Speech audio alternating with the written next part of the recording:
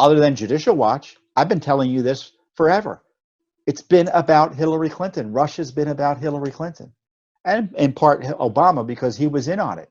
Obama knew there was no basis for what Hillary was up to. He was given an intelligence briefing suggesting it was all a lie. And of course, all the information they were getting about the dossier contemporaneously further confirmed it was a lie because none of it was checking out. And they knew, in fact, that the guy pushing it was a Russian spy, as I discussed last week. Yet they still worked with him. They coordinated still with the Clinton campaign, even though they knew she was working with a Russian spy. So when the president calls it treasonous, I think he's right.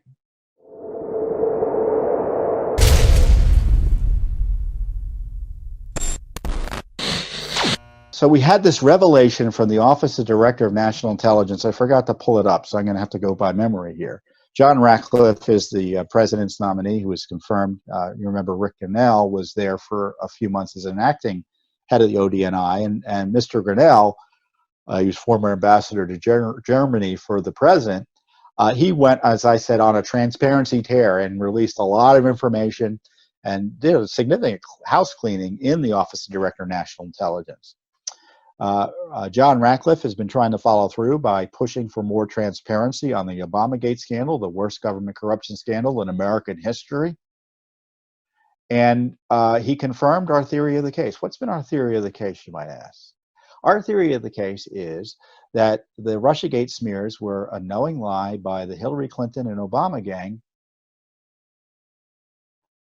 to distract the public and freeze the justice system from going after Hillary Clinton for any crimes associated with her email use and the evidence of crimes in her emails, such as pay to play and other things like that. Sure enough, it turns out they had intelligence that the Russians thought and had information that was the plan. The Russians knew that Hillary was making it up to keep herself out of jail and distract the public from that issue. Not only was that, it wasn't just like, oh, it wasn't like the fake Russia dossier. It was actionable intelligence. It was so actionable that John Brennan briefed Barack Obama about it in 2016. It was so actionable that it was referred to the James Comey and Peter Strzok of the FBI in September of 2016. And as you know, they covered that all up, and there's no evidence they seriously investigated it.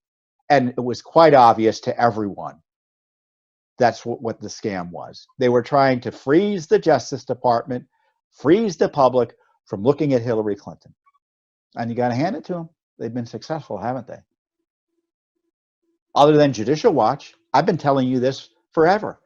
It's been about Hillary Clinton. Russia's been about Hillary Clinton. And in part Obama, because he was in on it. Obama knew there was no basis for what Hillary was up to. He was given an intelligence briefing suggesting it was all a lie. And of course, all the information they were getting about the dossier contemporaneously further confirmed it was a lie because none of it was checking out. And they knew, in fact, that the guy pushing it was a Russian spy, as I discussed last week. Yet they still worked with him. They coordinated still with the Clinton campaign, even though they knew she was working with a Russian spy. So when the president calls it treasonous, I think he's right, but I'm sure you agree. And right now, Judicial Watch is the only one in court trying to hold Hillary Clinton accountable over her emails. And we're being opposed by the Justice Department and the State Department. And this information that they've been sitting on, which evidently was opposed for release by the CIA, I suspect by the Justice Department as well, given our experience, they've known about since the get-go. And you can bet John Durham, as soon as he got in, knew about this. And nothing's been done. Nothing's been done. And I know you get frustrated, and I get frustrated as well. So what is it we can do? All we can do is what we can do. All we can do is get the information out. And all John Ratcliffe can do in some ways is get the information out, since he can't prosecute anyone.